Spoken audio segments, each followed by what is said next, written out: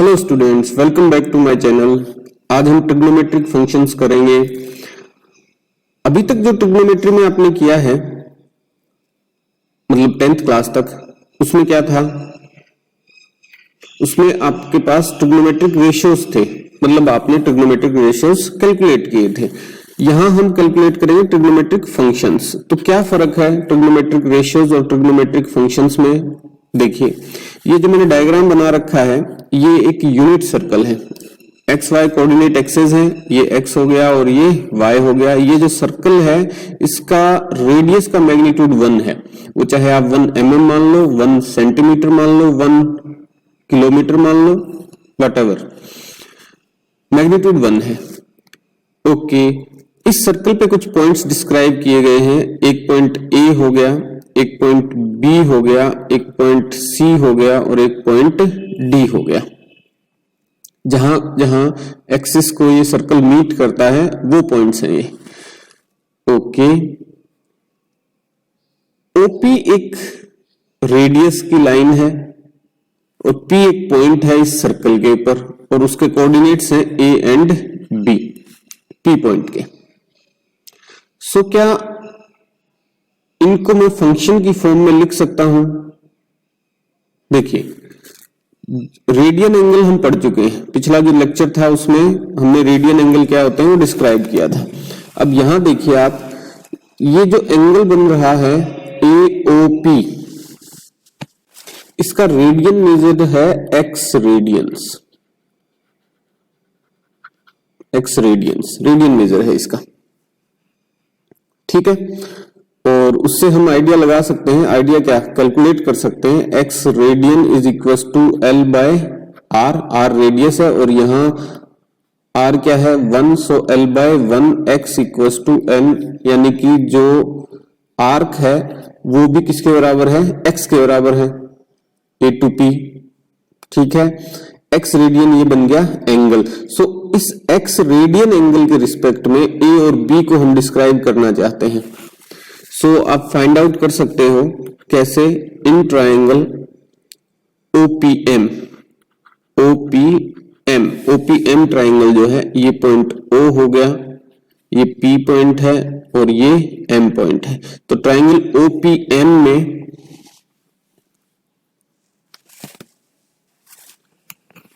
OM जो side है वो A के बराबर है। OM is equal to A and PM is equal to B, क्योंकि पॉइंट P जो है उसके कोऑर्डिनेट्स हैं A और B। और कोऑर्डिनेट्स कैसे फाइंड आउट करेंगे? ये X कोऑर्डिनेट और ये Y कोऑर्डिनेट, ठीक है। अब ट्रिग्नोमेट्री लगाते हैं हम 10th क्लास वाली। So in triangle OPM sine x will be equal to, sine x किसके बराबर होगा? Perpendicular PM by hypotenuse OP, होगा या नहीं ऐसा? Hypotenuse OP equal to PM किसके बराबर है? B के, और OP क्योंकि यूनिट सर्कल है तो वैल्यू है उसकी 1, यानी कि sine x will be equal to B। Coordinate point आ गया अपने पास, किसके रिस्पेक्ट में? x के रिस्पेक्ट में, ठीक है। ऐसे ही cos x जब हम फाइंड आउट करेंगे वो किसके इक्वल होगा? OM upon OP। OM की वैल्यू क्या है? A, और OP की वैल्यू क्या है? 1, यानी कि cos x is equal to A। तो A कोऑर्डिनेट भी आ गया किसके रिस्पेक्ट में? x के रिस्पेक्ट में। अब एक सवाल ये उठता है कि हम बता तो ये रहे हैं कि ट्रिग्नोमेट्रिक फंक्शंस हैं। सो ट्रिग्नोमेट्रिक फंक्शंस क्यों है? रेशियोज थे, अब फंक्शंस क्यों हो गए? ये 10th क्लास तक तो रेशियो पढ़ रहे थे हम। तो रेशियो जब हम इनको यूज कर रहे थे, जब वर्ड रेशियो यूज कर रहे थे, इसका मतलब क्या था कि हम कुछ ही पर्टिकुलर एंगल्स के लिए वैल्यूज फाइंड आउट कर रहे थे। बट यहां एक्स रेडियन में चेंज होने के कारण अब ये क्या बन गया? एक फंक्शन बन गया, जिससे f of x equal to sine of x। अब x आपका यहां वेरिएबल है और x की कोई भी वैल्यू पुट करते रहें आप, आपको f ऑफ x की वैल्यू यानी कि y की वैल्यूज मिलती जाएंगी, ठीक है। सो x कंटेन करने वाला जो सेट है जिसमें x की वैल्यूज हैं वो आपका डोमेन हो जाएगा, और जो इमेजेस हैं यानी y की वैल्यूज हैं, f ऑफ x की वैल्यूज हैं, वो आपकी कोडोमेन में आती जाएंगी या रेंज में आती जाएंगी। सो अब बजाय कि कुछ वैल्यूज के लिए फाइंड आउट करने के, हम क्या कर रहे हैं, हर वैल्यू के लिए ही इसको अवेलेबल कर रहे हैं। यानी x की वैल्यूज आप पुट करते जाइए और आपके पास f ऑफ x की वैल्यूज आती जाएंगी। अब कुछ आइडेंटिटीज प्रूव करते हैं हम यहां इसकी हेल्प से। सो हम कैलकुलेट कर चुके हैं कि sin x is equal to b and cos x is equal to a। So in triangle OPM triangle में आप देखिए ये एक राइट एंगल ट्राइंगल है और M पे राइट एंगल बना हुआ है। So using Pythagoras theorem you can say that OM square plus PM square will be equal to OP square, और OM है क्या, OM is equal to A। ये हम ऊपर फिर से लिख देता हूं OM, और PM किसके बराबर है, B के, यानी OM को मैं A से रिप्लेस कर सकता हूं यानी A स्क्वायर, PM को B से, B square equal to OP square, और OP किसके बराबर है 1 के, 1 स्क्वायर 1 होगा, और A को आप यूं भी लिख सकते हो sign square x plus B जो हो जाएगा वो कोस x है, B कोस x है, उल्टा लिख दिया मैंने तो मैं दोबारा करेक्ट कर देता हूं। देखिए A जो है उसकी वैल्यू है अपने पास cos x, so cos x square plus B की वैल्यू है अपने पास sine x, so sine x square will be equal to 1, और ये आपने 10th में पढ़ी थी cos square x plus sine square x is equal to 1। तो ये आइडेंटिटी भी हम यहाँ प्रूव कर सकते हैं, और भी तरीके इससे भी कर सकते हैं, ठीक है। सो ये एक आइडेंटिटी प्रूव की। अब अगर मैं इस पूरे रिलेशन को cos x से डिवाइड कर दूं तो देखिए इसको पूरे को मैंने डिवाइड किया किससे, cos स्क्वायर x से, ठीक। So first term cos square x divided by cos square x 1 हो जाएगा, plus sin square x upon cos square x you will get tan square x equals to 1 upon cos square x हो जाएगा secant square x। सो एक identity और आ गई आपके पास कि 1 plus tan square x equals to secant square x, ठीक है। ये सेकंड आइडेंटिटी प्रूव कर दी आपने। एक आइडेंटिटी और प्रूव कर सकते हैं आप कि इस पूरी टर्म को cos square x plus sin square x, इस पूरी इक्वेशन को या आइडेंटिटी को आप sin स्क्वायर x से डिवाइड कर दीजिए। So divide by sin square x, इसको भी डिवाइड sin स्क्वायर x और 1 upon sin square x। So cos square x upon sin square x you will gate cos square x plus sine square x upon sine square x cancel out हो जाएगा, 1 आ गया, और 1 upon sine square x cosecant square x और cosec square x, ठीक। ये third identity prove कर दी आपने। Simple है और एक दूसरे से ही डिराइव होती हैं। ओके, और फर्दर एक्सप्लोर करते हैं हम इसी को। देखिए यहां एंगल क्या हो जाएगा 0 रेडियन के रिस्पेक्ट में, ये एंगल बी पे हो जाएगा π/2, यहां कितना हो जाएगा सी पॉइंट पे पाई और डी पॉइंट पे 3π/2 और ए पे वापस 2π आ जाएगा, होगा ऐसा, ठीक है। पॉइंट पी जो है उसकी वैल्यूज क्या होंगी, ए और बी की वैल्यूज देखिए क्या होंगी। सो मैं दूसरे कलर से लिखता हूं, यहां पे पी पॉइंट की वैल्यू है 10 लिखी हुई है, देखिए पहले से 10, यानी ए 0, ए है क्या, A equals to cos of x और B is equals to sine of x, ठीक है। सो जब थीटा 0 है, when theta equals to 0, so cos of x यानी कि ए जो है वो क्या है 1 है, और साइन एक्स यानी कि बी वो क्या है 0 है, ठीक है। ओके, अब π/2 पे चल पड़िए, यानी बी पॉइंट के कोऑर्डिनेट्स क्या हैं 0 और 1, ठीक है। सो जब थीटा आपका पाई बाय 2 है उस वक्त कोस एक्स यानी ए जो है वो आपका 0 है और साइन एक्स यानी कि बी कोऑर्डिनेट वो क्या है आपका 1 है।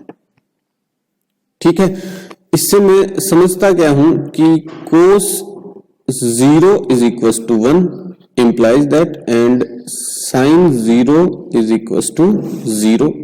यहां देखिए cos पाई बाय 2 यानी x की वैल्यू जब पाई बाय 2 है उस वक्त cos पाई बाय 2 क्या हो जाएगा आपका 0 और sin pi by 2 you will gate 1।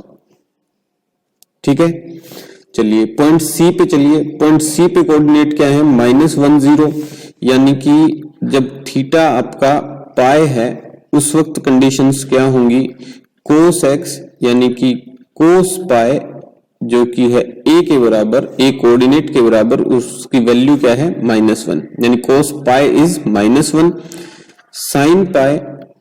Sine pi जो है वो अब क्या है 0।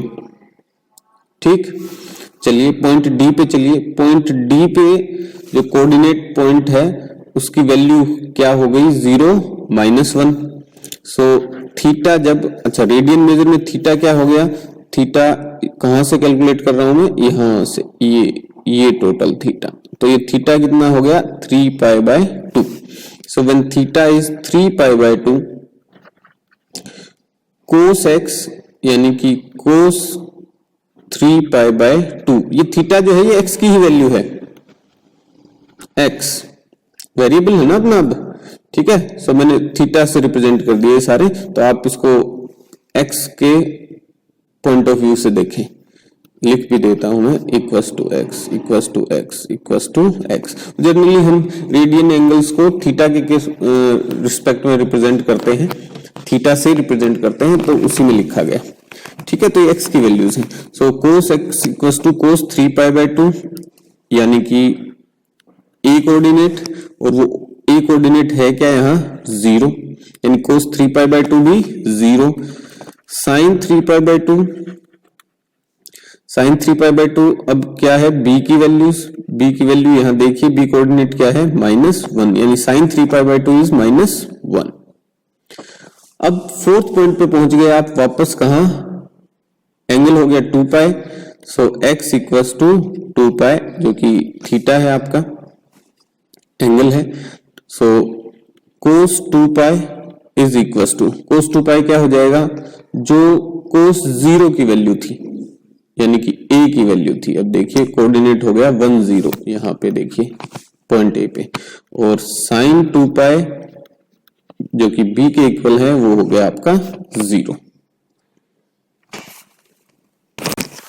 एक चीज और डिस्कस कर लेते हैं हम इसमें, देखिए साइन 0 रेडियन के लिए वैल्यू 0, साइन पाई रेडियन भी आपको मिला 0, साइन 2 पाई रेडियन भी आपको मिला 0, यानी कि x की वैल्यू जब 0 है या प्लस माइनस पाई है या प्लस माइनस 2 पाई है या फिर प्लस माइनस 3 पाई है, सो ऑन, तो आपको साइन x की वैल्यू हमेशा ही क्या मिल रही है 0। ठीक है, तो इसको जर्नलाइज भी कर सकता हूं मैं। जर्नलाइज कैसे कि when sine x equals to 0 it implies that x की जो वैल्यू है वो क्या है plus minus n pi, plus minus n pi. ठीक है, where n belongs to integers. अब वो प्लस माइनस वहां नहीं लिख के आप इसको इंटीजर लिख दीजिए। ठीक है, मैं यहां प्लस माइनस नहीं शो करता। साइन x इक्वल्स टू 0, इसका मतलब क्या है कि x की वैल्यू है n पाई और n आपका क्या है integer, n belongs to integers, जिसमें पॉजिटिव और नेगेटिव दोनों वैल्यूज आ जाएंगी। ठीक है जी, चलिए और देखिए cos pi by 2 is 0, cos 3 pi by 2 is also equal to 0, और ये वैल्यूज कहां से देख रहा हूं मैं, देखिए यहाँ पे 0 था, फिर ये पाई बाय 2, यहाँ पाई बाय 2 आ गया, ये पाई वैल्यू आ गई। ठीक है, यहाँ पे 3π/2 आ गई, गॉट इट। यहां पहुंचेंगे तो 2π आ जाएगी और उससे फिर एक बार ऊपर और जाएंगे तो ये 5π/2 आ जाएगी वैल्यू, ठीक है, ऐसे चलता जाएगा। सो cos 3π/2 इज 0 और cos 5π/2 वो भी क्या होगा 0, क्योंकि cos x जो है वो कैसे वेरी कर रहा है, जैसे पॉइंट A के कोऑर्डिनेट्स आपको मिलते जा रहे हैं, है ना, और sin x कैसे वेरी कर रहा है, जैसे जैसे पॉइंट जो है B है उसके कोऑर्डिनेट्स मिलते जा रहे हैं आपको, या इस पॉइंट P का जो B कोऑर्डिनेट है उसके अकॉर्डिंग, और इस पॉइंट P का A कोऑर्डिनेट है उसके अकॉर्डिंग cos x का वेरिएशन हो रहा है। सो cos π/2, cos 3π/2, cos 5π/2 सब 0 के बराबर है, तो इसको भी जनरलाइज कर सकता हूं मैं कि cos x equals to 0 implies that x equals to 2n plus 1 π/2, odd multiple है 2n plus 1 π/2 where n belongs to integer। अब वो पॉजिटिव भी हो सकता है और नेगेटिव भी हो सकता है, ठीक है। अब ये 2n plus 1 π/2 क्यों लिखा मैंने, क्योंकि मैं इंश्योर करना चाहता हूं कि ये वैल्यू हमेशा ही क्या आए, ओड आए, यानी π/2 का जो मल्टीपल है वो ओड आना चाहिए। सो n की कोई भी वैल्यू हो उसको 2 से मल्टीप्लाई कर दूंगा तो वो इवन हो जाएगी, और उस इवन में प्लस 1 कर दूंगा तो हमेशा ही आपको क्या मिलेगा, ओड नंबर मिलेगा, गॉट इट।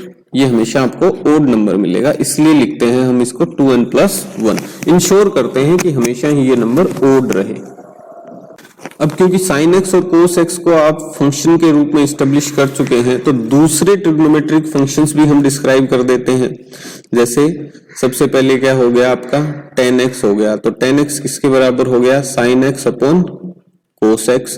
अब इसमें ध्यान रखना पड़ेगा कि x की वैल्यू जो है वो 2n plus 1 π/2 की मल्टीपल ना हो इस केस में। क्यों, क्योंकि अगर ऐसा हुआ तो cos x जो है वो आपका हो जाएगा 0 और 1/0 नॉट डिफाइंड, यानी कि 0 से डिवीजन डिफाइंड नहीं है। सो ये हमें ध्यान रखना पड़ेगा कि डोमेन में ये वैल्यू अब ना आए। दूसरा हो जाएगा कोट एक्स क्या हो जाएगा आपका cos x upon sin x। अब इसमें क्या ध्यान रखना पड़ेगा कि sin x 0 ना हो, यानी कि x must not be equals to n pi where n is integer. ये ध्यान रखिएगा, इन सभी में मैं क्या यूज कर रहा हूं, n बिलोंग्स टू इंटीजर्स, ठीक है, ओके। tan x हो गया, कोट x हो गया, secant x is 1 upon cos x, ठीक। यहां क्या ध्यान रखना पड़ेगा, x must not be equals to 2n plus 1 π/2।